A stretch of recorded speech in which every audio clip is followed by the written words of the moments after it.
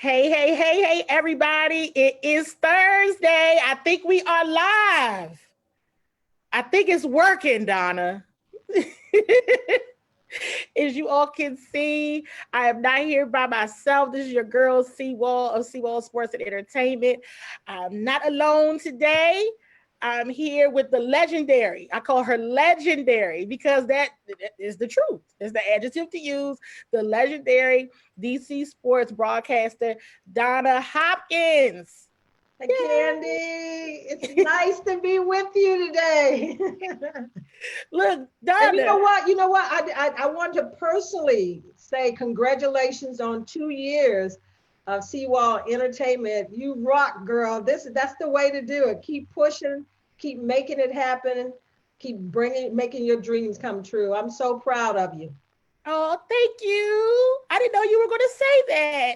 Oh, this is the perfect time. I said I can Yeah. say it right out to everybody to let them know how proud I am of what you're doing. Rocking it for the women, women in sports. I support all of that. So I know it's hard work and all the things that go into just running a business. And so, just keep doing what you're doing, and it would truly pay off in the end. I appreciate that so much, Donna. That live encouragement and feedback, it means a lot. You were one of the very first people to even speak to me in the media room down at training camp in Richmond. And just since that moment, you just been my mentor, big sister, aunt, everything, everything. We got to stick together. Hey, that's what Yeah. it's all about. It's not always about you, but helping other people to win in life. And that's my motto, impacting people's lives for good. So I'm here always for you and other people that are coming up the ranks and so forth. Yes, well, just thank you so much. God bless you for that. I appreciate it. I love you dearly, and you just been sticking by me. So thank you. 2 years down and many, many more to go for sure. For sure. And look, and we're wearing our pink today. Donna and I decided we are wearing pink today. It is Breast Cancer Awareness Month. If you don't know, you're about to know, Donna is a breast cancer survivor. She is victorious. She is a survivor. So with her being on the show, we said, you know what, we're gonna wear pink today. So we Rocking got the the pink. CWall pink breast cancer awareness shirts, and Donna is one of my favorite survivors. So it's all working. It's all working. So we got some people joining us online. If you are joining us online, if you see Donna, you know what we're talking about. We are talking about the Washington football team. We're going to talk about the Washington football team, and we have some amazing Washington football team fans joining us. And we got to say what's up to everybody. So we got to say what's up to Cameron Mingo and Ladell Mann Sr., Joy Butler, Tina Moore. These are they're avid watchers of the show, but they also are huge Washington football team fans. I'm sorry, fans. Hello, everybody. But I'm sorry. I know that you all are disappointed right now in the Washington football team. But you know what? We've been down this road quite often, and hopefully things are going to pan out, moving forward. One good thing, Candy, is that we're in the NFC East, and no one, it's not the beast that it used to be, but it's, as many people say, the least right now. So it's wide open. I mean, Washington, as bad as they have looked at times in their records, guess what? Nobody is like running away with the division. So they're still in the chase. It's bad, Donna. And Donna, you have covered this team since the Super Bowl years. Okay.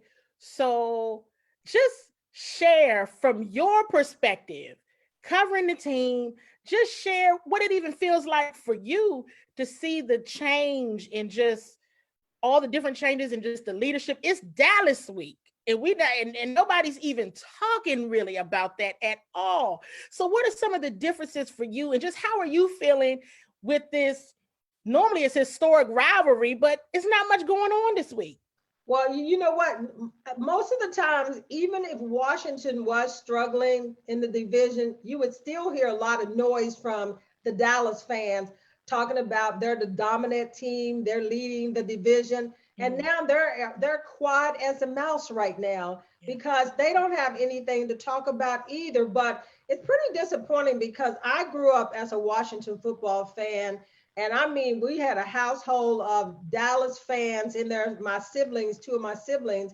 And we used to fight and fuss so much that my dad said he was going to turn off the TV and not allow us to watch sports anymore. And we were like fighting each other over those two, that rivalry. And then once I started covering the Washington team, I mean, the rivalry was there. I mean, during the Joe Gibbs era, before the era, but even more so during the Joe Gibbs era and afterwards, while they were winning those years with the Gary Clarks, the Brian Mitchells. When it was Dallas week, it was like bring out the drums, the banners, everything Washington, you would see it all around town. And now they are quiet as a mouse, that it's died down some, but it's still there because guess what, Candy? If you don't beat anybody else in the division, you definitely don't want to lose to the Cowboys. You could have lost to the Eagles or the Giants, but you definitely want to beat Dallas both times. Right. Yeah, no, I asked a question on my page earlier this week, and it was, is this still a rivalry? Is this still even matter? And while the large majority said no, we know when Sunday comes, the Washington football team fans do not want to lose to Dallas on Sunday. I can't believe they said that. It doesn't matter because the rivalry a lot of people is still said it there. Did. Because for all those older Washington football fans, that rivalry still burns. All the players, the former players, that rivalry still burns. Now with the new generation, maybe of fans, and maybe because they've been losing over the years, maybe it has fizzled down. But when Dallas week comes, for me, I'm pumped up even more because I want them to be, even being a reporter, I want them to be Dallas. Yeah, I mean, and I'm laughing to myself because I'm like, you know what? As dismal as this season has been, if only the Washington football team can beat Dallas, nobody will it'll be all right. It'll say, well, at least we beat Dallas. That's what they always say. At least we beat them. But we beat Dallas. But if they beat Dallas, guess what? They're tied for first place. Yeah. Especially if the Eagles lose, but they'll be tied. So it's almost like they could end up in this division. It could be 6 wins that wins the division. And I'm like, okay, nobody should go if it's just 6 wins because it will be pitiful.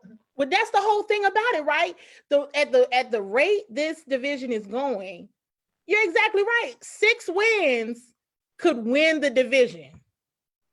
And then they would need to be like the NBA, where it's not like you just go because you won your conference, but it's the top teams. And that could be something that the NFL looks at over time, is because you think about the teams sometimes that get into the playoffs, you like, how in the world did they get in? But then sometimes the ones at the bottom ends up pushing it through and makes it to the finals rounds of the playoffs. Yeah. And we do have a couple fans. They are mentioning, Tina said it, Cameron said it. We got Wallace West saying it, Damani saying, we got to beat Dallas. See? We have to beat Dallas. That's what they said. They said, we have to beat Dallas. Just something. You got to have something to hold on to. And Candy, I thought that Dallas was looking at, when the first couple of games when Dak was the quarterback, they looked like they could go on offense, score on offense, productive. But on the defensive side, they were terrible. But now with Dak being gone, they looked horrible last week in their loss with 4 turnovers.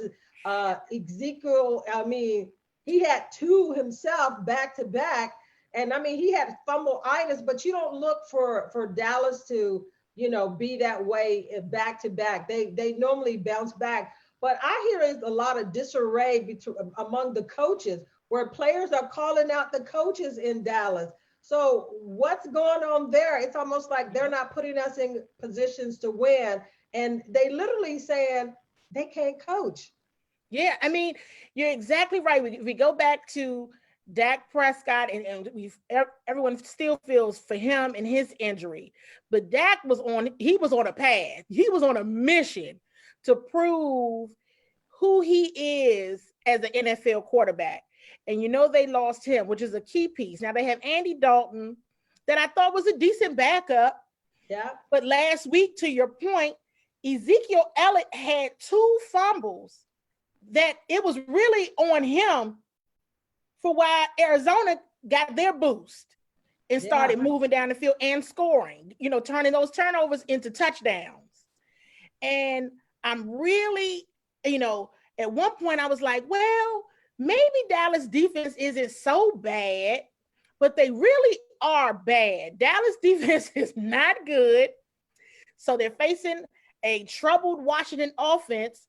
Do you think this offense can make some moves? Is this the week for the offense and Scott Turner to open up the playbook a bit?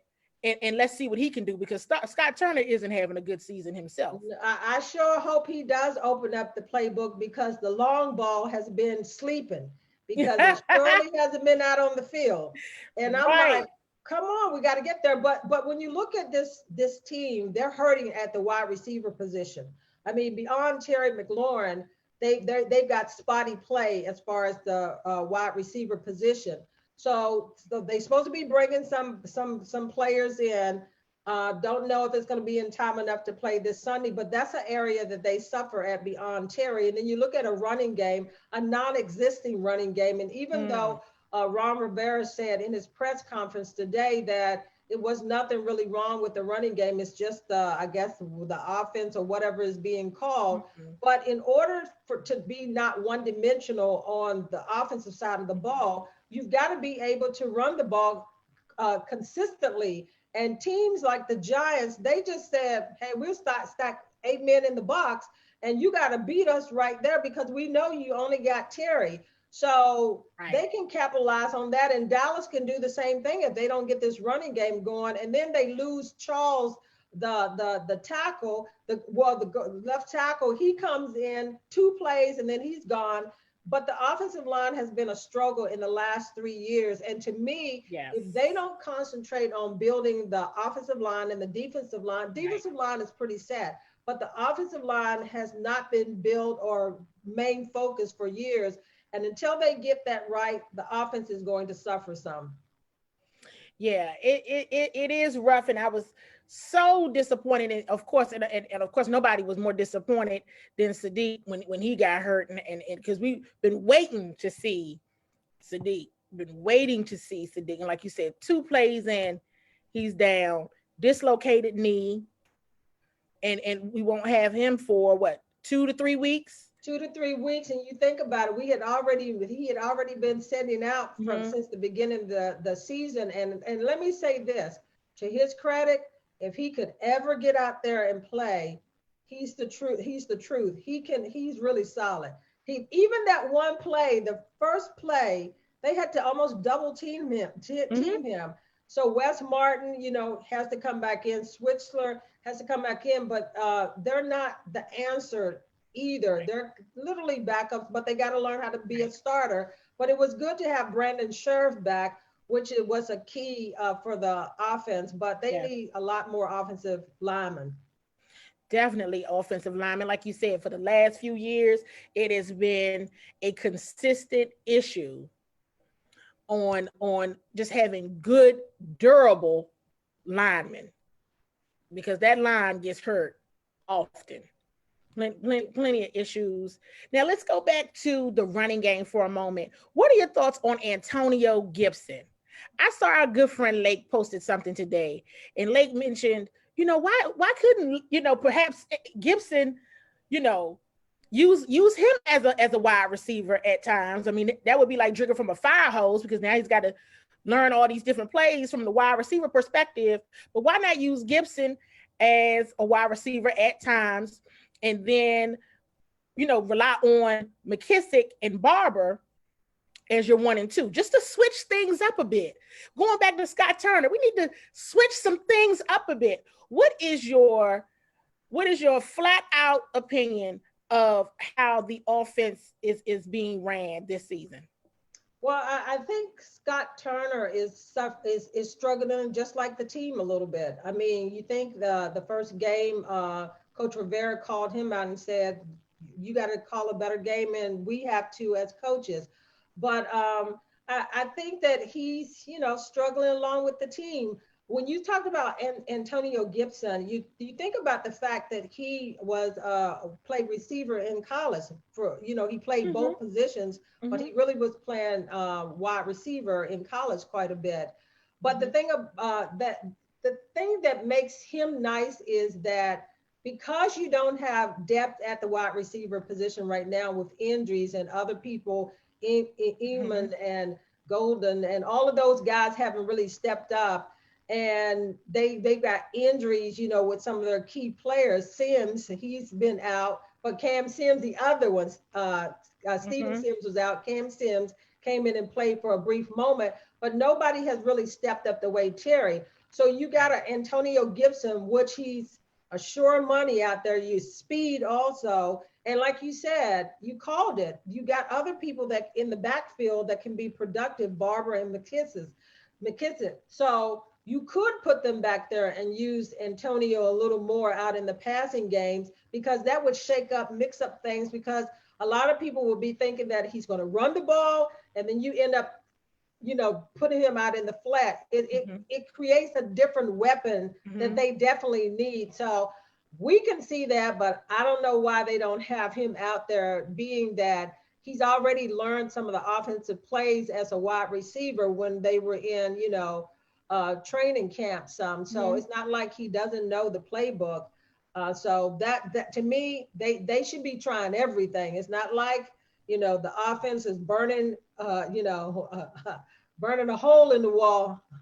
Right. I mean, this week against a bad Dallas defense, this is an opportunity, in my opinion. This is an opportunity to say, let's move the offense. Let's be creative. Let's try some new things, because what's been working to date isn't working, right, for the longevity of a 60-minute game. Yeah, the thing, Candy, that has to happen is the quarterback play. When the quarterback does well, he gets patted on the back. When he doesn't, hey, you got to take those too. But you got to have better production out of the quarterback play. You can't have turnovers, because they're not a good enough team to turn the ball over. But to me, what scares me about this Washington football team, they cannot score points, really. They cannot put up enough points to be dangerous, to control games. It's almost like they scored no more than, I think they averaging like 18 points a game, if that now. So they've got to be able, with these teams that they're going to face, be able to match those points, or keep the defensive end has to keep those the offensive team off the field. But that's the other side of it. We're talking and hammering the offense, but let's not forget the defense hasn't lit no candles either. I mean, they struggled too. The Wall in the last 3 games maybe had 1 sack per game, where they started off. I don't see the pressure. I don't see the fire. I don't see the blitzes. I don't see Jack Del Rio really being aggressive, as a play caller for the defensive end. And I understand the linebacker play is suffering and they struggle at that. But Hogan was back last week, which he made a difference in that area. And Kendall Fuller played free safety. So they shook up some things and moved people around, and you saw a little better play. But you've got to see a lot better play from the defensive side of the ball. And I just don't think that Jack Del Rio is calling an aggressive game, because I don't see any pressure much up front. Maybe that's because they have to fall back, because the area of the safety and the linebacker position that they seem like they've been out of play, or they struggling in that area. For sure. Because they give up a long ball every game. I mean, You Every got game. Jones, he runs for a 49-yard run. Then he gets beat on a long ball touchdown. So it's almost like every game they've given up big plays. Absolutely. Now we're going to go back to the defense because we definitely, I really want to talk about, see, my challenge has been with the coordinators, Donna. You and I have had this conversation, so you already know how I feel about this. But we got to say what's up to some more of the Washington football team fans that are joining us online and they're commenting. Randall Martin from the 85 South Fan Club in Atlanta is on, and Mike Lyles, Kenny Foote is on. I think I'm missing somebody. I'm sure I did. If I miss you all, Kev, Hulk, what's up? Everybody saying what's up to you, Donna. So I gotta let you know when they're commenting, and they're commenting about everything that we're saying right now. Now you just mentioned Jack Del Rio and Donna. I have been fussing about Jack Del Rio since week 2. Okay, I've been fussing since week 2 against the Arizona Cardinals. Here's why. It's a couple different things. One, remember in week 1 where so many analysts were saying, well, the only reason why the Washington defense was as strong as they were that game was because the Eagles offense was so depleted. And of course, we don't want to hear that. It's true that the Eagles defense Eagles offense was depleted. They had a lot of injuries. They did. That is true. But I still, the aggression was there, so, but that defense week 2 did not consistently stay aggressive on Kyler Murray at all.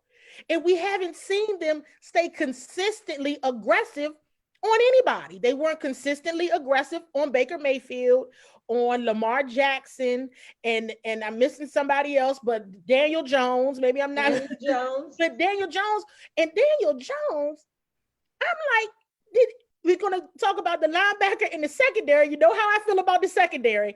How you just going to run past? You just let him run right past you. Yeah, that's the thing. I knew that the front of the defense would be strong. I mean, they had great, but Ioannidis being out, everybody is saying, oh yeah, he was the best lineman, and since he's been out, the defensive line has struggled some. But they got so much depth at the defensive line that that shouldn't be much of a fall off. And I'm not taking anything from Ioannidis because he was all of that. It's solid. Yes, the whole plugger up front. But the thing about it is, in order to take some pressure off the secondary, you got to have blitzes, because other teams are throwing blitzes at you. Trust me, as bad as the Cowboys may be on defense, they were aggressive against, in their loss last week. So they've got them. They still, to me, are not sending blitzes. They're not aggressive as much. You should be getting more than one sack up front. I see people being double teamed and somebody's open, but the secondary play is struggle. I mean, you could tell that mistakes is made there, and the coaches on their broadcast today on their Zoom meeting, they kept telling us that it's going to get better. We're working on this. But I'm seeing some of the same mistakes each game that was, that they're getting beat because of the communication in the secondary. I mean, they're not playing man-to-man really that much. They're playing zone because it's almost like help. So they should be better if they're playing zone versus man-to-man. Exactly, you would think, but I do want to mention, going back to the D line, I think it's clear, at least to me, that Matt Ioannidis is missed. They miss him up front on that D line. I'm also going to say, I gotta say it, Donna. I feel like Jonathan Allen is overrated. I want Jonathan Allen. I want to hear his name every game. That's what I want. What are you trying to say? You're not hearing his name enough? No, I'm not. But Payne, you're hearing his name a little bit more now. Deron Payne is doing his thing. No doubt about it. Because since Ioannidis went down, you're hearing him a lot more as far as his name being called for. I think last week he had like 7 or 5 tackles. So he's being productive, and maybe Jonathan Allen is getting double teamed. I don't know, because I'm not always watching just his position, because I'm kind of like looking through my binoculars at other people of what's going on in the secondary. But they seem to be having problems always with tight ends, covering tight ends. That's been their Achilles heel, not just this year, but in the past years, they've been having problems always covering tight ends. And it's amazing because you just know, of course, other teams know that. Their tight ends is going to make the big plays every time. Because look at all their games they played so far. When you look at the tight end play for the opponent, they've been getting big plays off of that. I mean, just last week against the Giants, same thing. Every time. Exactly right. Exactly right. Now we have a comment here from Troy Hemphill, and this is about Del Rio. So we're still talking about the defense. That Del Rio looked like he's trying to feel everybody out. So what's your thought on that? I mean, I can see that they're trying to feel everybody out, but it's just something is just off with those coordinators. In the play. They keep saying that this is a young team, which it is, and maybe that's half of the problem with, getting everybody on the same page and understanding where they should be at, because they do have a lot of young players in the secondary, and he is. I mean, that's like every coach is trying to fill out whomever. I know this is his first year in Washington, but this is not his first time as a defensive coordinator. So I mean, he's experienced with fine tuning these things. So I think half of the problems is it's young people that still grasping a hold of the defense, and not only the young players, but I think some of the veteran players are struggling with the defense being in a 4-3 defense versus the 3-4 defense. And you could see the struggles in the secondary with this as far as just where. But the funny thing about it is, even the last 2 years and whatever, it's been the secondary of the defense that seems like they haven't been on the same page. And they keep telling us to just, hold up, hold on, because it's better days are coming. So I want to give them the next 3 weeks to see if it gets better. Well, they've got 2 weeks and then they've got the bye week, but I want to see in these 2 weeks, and then after the bye week, which they'll have a week for off, will we see a difference as far as the secondary of the defense? Will it be better or will it be the same? So I'm willing to give them the benefit of the doubt to a certain degree. As Ron Rivera said with Dwayne Haskins, it was going to be a cutoff time if he didn't see improvement with Dwayne Haskins. Well, that should be the same with everybody else that's not playing well. It's a cutoff time if we're seeing the same mistakes and the same production week in and week out. Right. I definitely, and to Kenny Foot's point that I'm seeing come through, coaches should be held at a higher standard, period. I feel very strongly about that. Strongly for sure. I feel the same way. Now, players have to execute. They do have to execute, but the coaches are calling the shots. They are guiding the team accordingly. Now, Gary, my co-host, Gary Clark, he would beat us up on that because he said, coaches coach, and they tell you, but the players have to go out and play. But I still say to Gary, and we argue about this, is the coaches got to put you in the right position to win games. And like he said, that every play that call, it may not work because you got to improvise while you're on the field. Because he was saying that in the Super Bowl they were in, he was saying that it was a particular play that it may have went this way. And he saw that, hey, you know what, Mark Rippon, I think we can beat this guy if I go this way. So he ran a different route. But that's because I told Gary, the difference between you and the team now, you were a veteran. You had a veteran quarterback.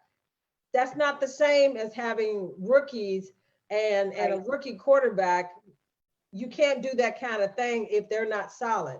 It's not that many Russell Wilsons and Patrick Mahomes and, Lamar Jacksons and all of those quarterbacks that have been there, Ben Roethlisberger's and all those, that they could improvise and do that with their receivers, but you still got receivers here that are learning. So it's a difference in just where they are, where he was as a veteran. But he would argue me down still, Candy. I mean, and I know Gary would. I know he would because, but to your point, that team, those veterans, they just had a different mindset. They were going to go out there and improvise. This team is so young. I don't think they have that instinct yet. They haven't gotten it from a veteran's perspective, from the pace of an NFL game, the overall experience to know how to do that. So they're going to rely heavily on these coaches and coordinators to teach them the way to do this. And encourage improvising as well. I almost couldn't get it right. I was like, what am I trying to say?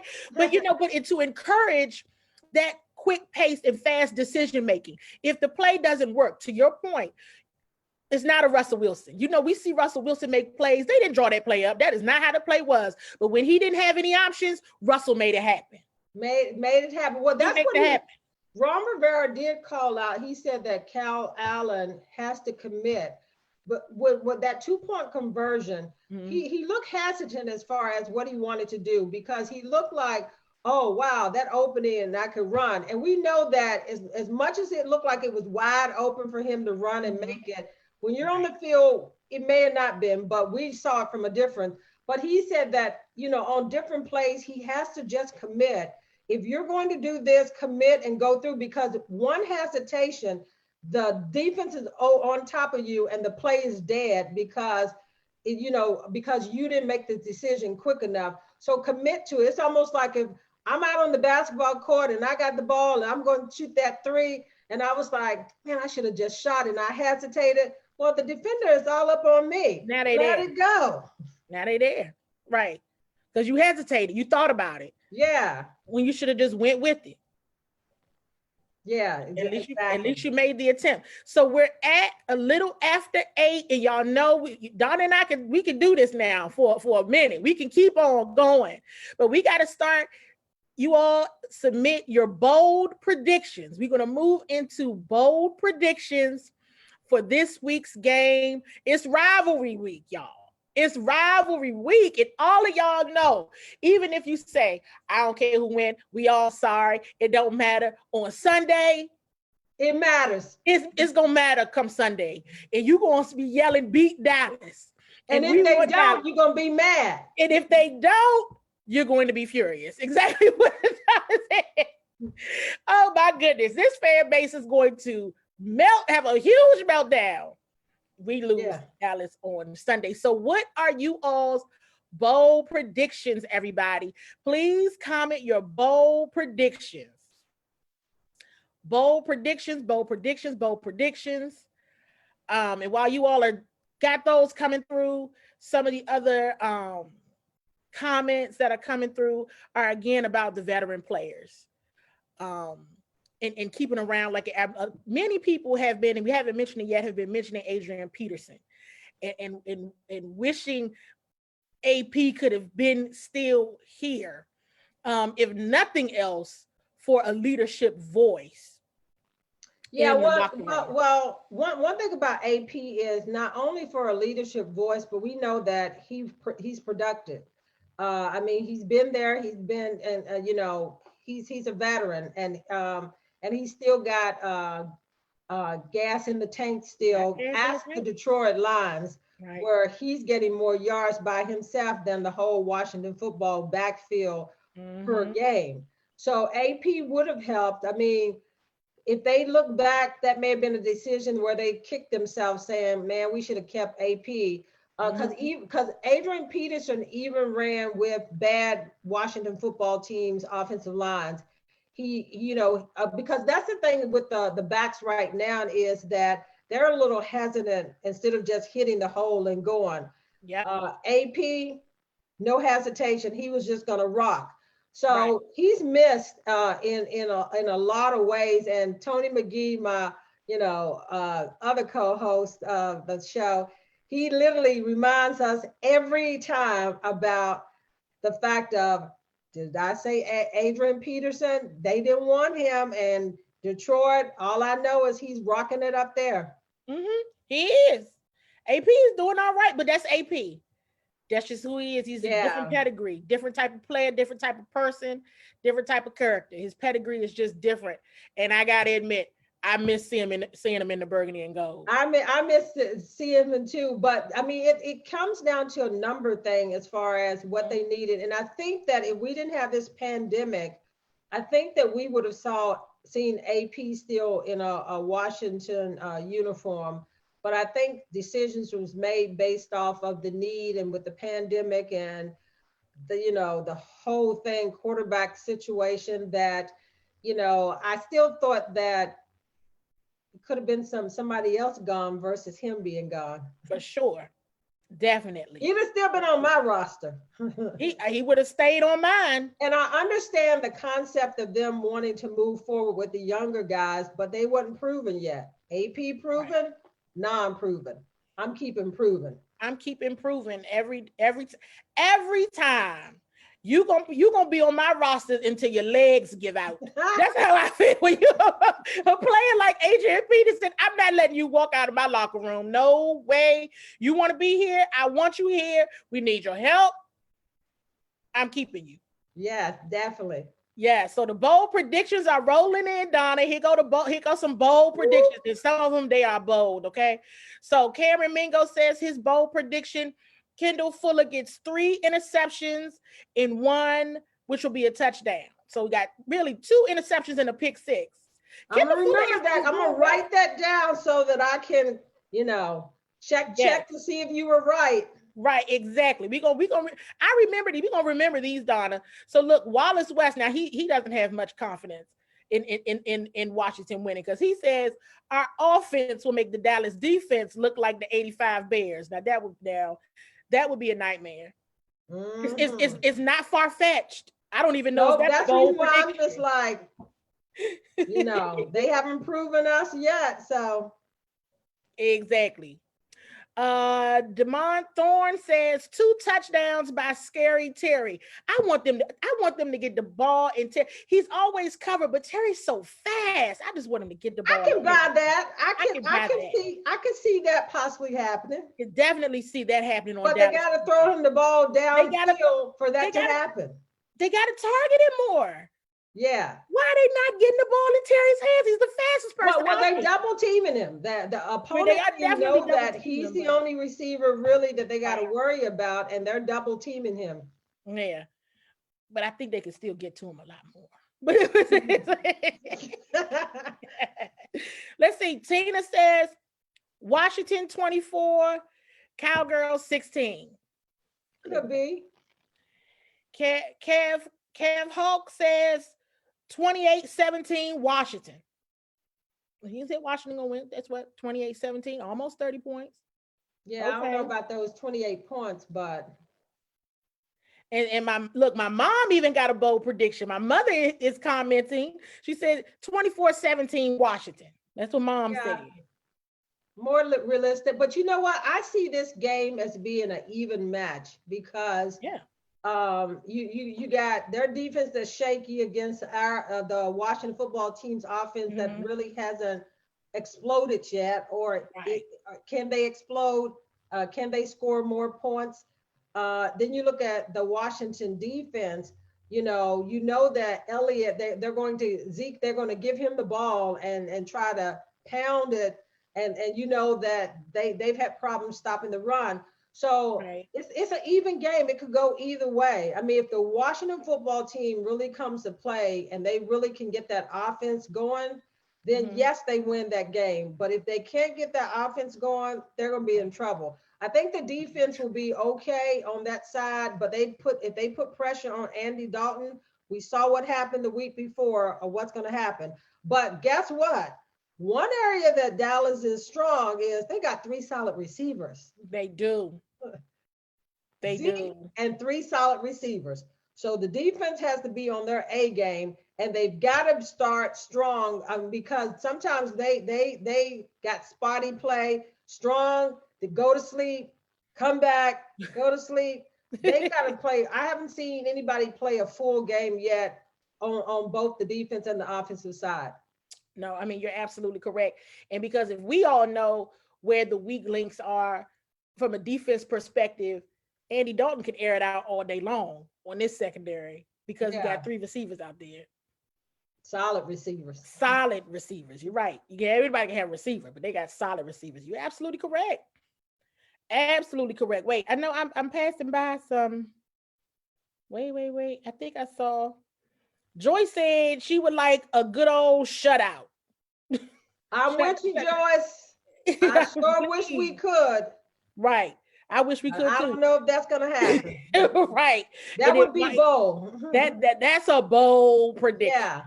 And then let's see. Wait. I keep missing it. Mike Lau says 6 sacks between Sweat and Young. 3 each.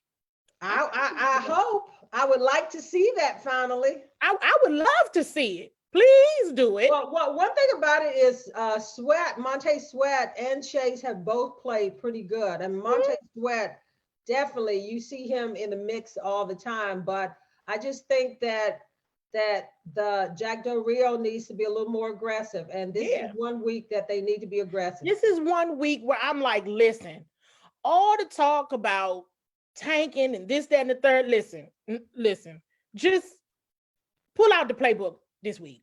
Pull out some aggression this week. What you say? Open it up wide and just go through it. Take this one right here. You know this one. Do this. And then this is something. Please. Because I'm here to say it's just ugh. It's got to be, I just want to see more. I just want to see better. And the last one that I'm seeing here by Troy Hemphill, bold prediction, Washington's D-line gets 8 sacks, 2 forced fumbles, and 1 return for a TD. I will take any one of those. Tell him, is that what he's asking for Santa?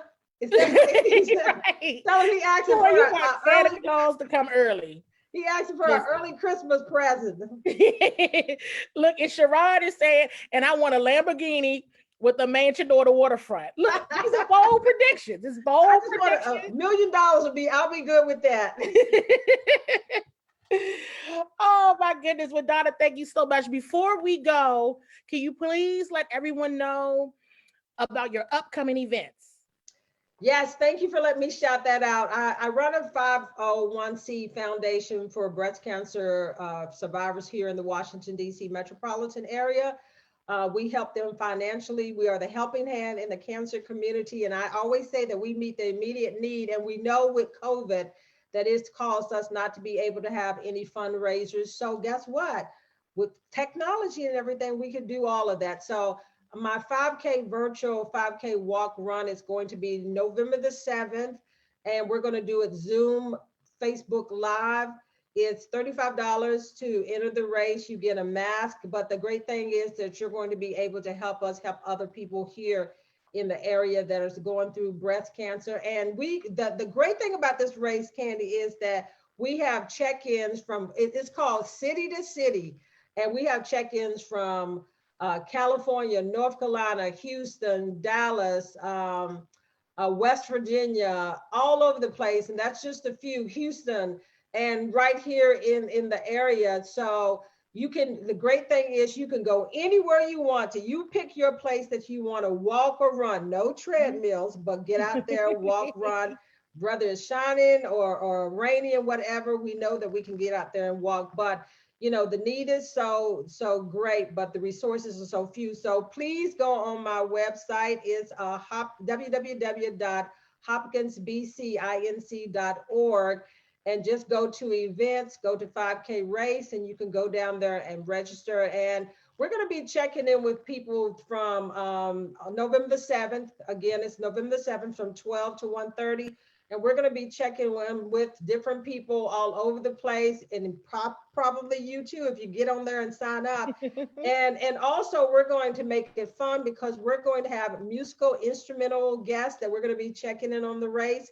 and also an artist that will be drawing a picture for our silent auction. And my friend, former defensive back and Hall of Fame Daryl Green will be starting the race for us. So please, go to the site and join. We love to have all of you on there.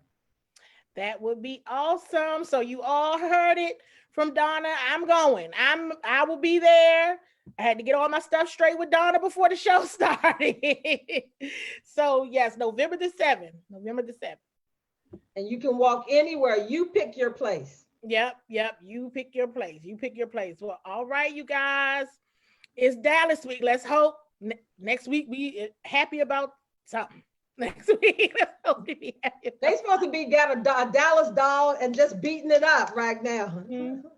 Yep. And another one of our huge Washington football team fans, Tina Moore, is also a breast cancer survivor. She tunes in every week. She said she's a 15-year survivor. So she wanted to shout you out. We wanted to shout her out too. Congratulations, survivor. I am a 2-time breast cancer survivor. So I'm 20 some years out. So you know what? You hold the gold medal of life also. So congratulations on surviving this disease. Amazing. Well, it's another show in the history books. As always, Donna, thank you so much for joining us. We're going to have you on again and again to talk about our favorite football team. Beat Dallas. Yes, beat Dallas. All right, everybody, have a good night, and we'll see you next week.